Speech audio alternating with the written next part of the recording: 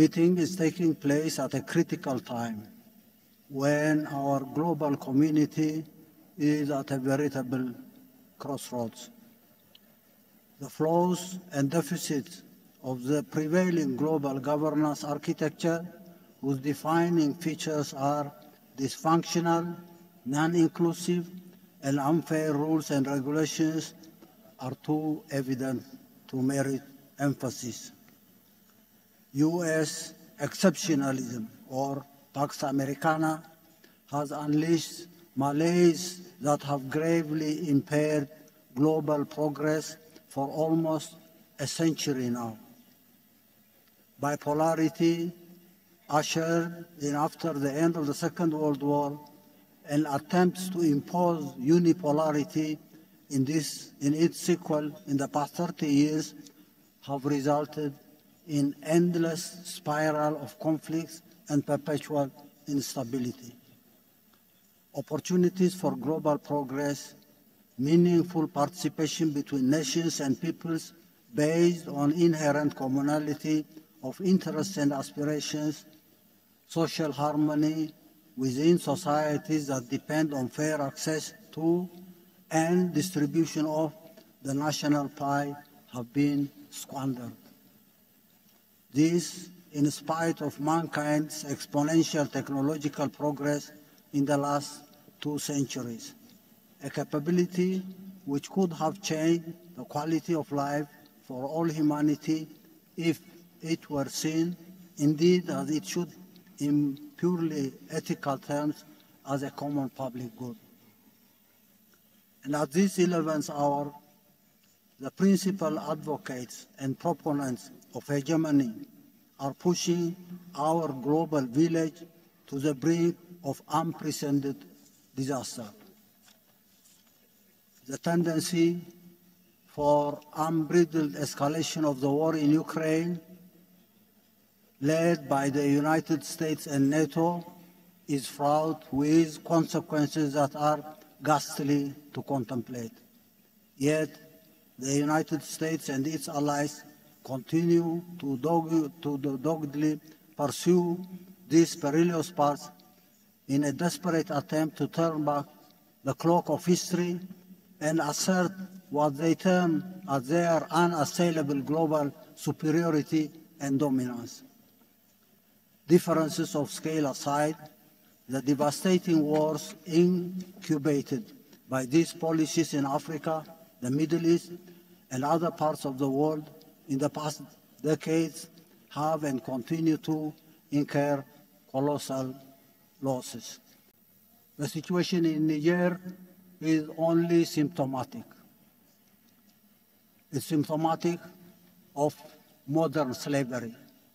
Imagine bringing back all the uranium that have been going to Europe to electrify this marginalized continent. Vast literature on and related institutions for conflict resolution and the maintenance of peace aside, costly wars unleashed directly or through proxies find no solutions in the majority of cases and are instead compounded by deliberate subterfuge. Peacekeeping forces, humanitarian assistance, etc., are mere palliatives to project semblance of serious concern. Most of the times, the institutions and conceptual pillars of global governance, the cogent principles enshrined in the UN Charter, are circumvented and supplanted by illegal frameworks and approaches. Grave issues of international peace are not addressed by and referred to legitimate international bodies for adjudication. Alliances and power blocs, coalitions of the willing are the preferred tools in order to breach international law. Illegal and unilateral sanctions, weaponization of US-dominated financial, economic, and judicial institutions, as well as other punitive instruments in their toolbox, are routinely invoked to punish those who do not toe the line. These suffocating and malicious policies are embellished by high-sounding phrases in order to claim the moral high ground. They are also propagated extensively through their wide and subversive media outlets. But for all their efforts, these misguided and reckless policies have and continue to endanger or engender robust and growing popular resistance in all corners of the world. The tiny few aside, the lofty aspirations of humanity as a whole is for a just and fair global order where justice and the rule of law prevail, where nations and peoples forge meaningful and symmetric ties of cooperation and partnership on the basis of respect for national independence and sovereignty, for societies anchored on compassion and social justice. These amorphous movements will require higher coordination in their critical layers. Brics and other international organizations and platforms that broadly share these values and aspirations must shoulder the responsibility of better articulating and mapping out concrete objectives and strategies.